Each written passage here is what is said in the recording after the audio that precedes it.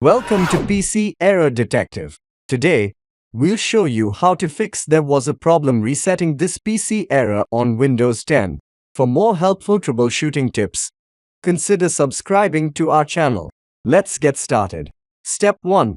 To begin, open your PC's Start menu.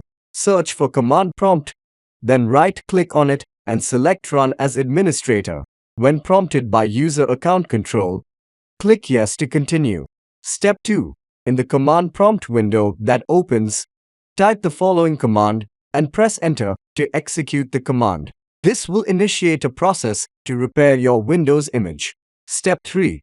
Wait for the command to complete its task of fixing your Windows image. Once done, restart your PC and attempt to reset your PC again to see if the issue is resolved. And that's it. Thanks for watching. If you found this tutorial helpful, please like, share, and stay tuned for more tech guides.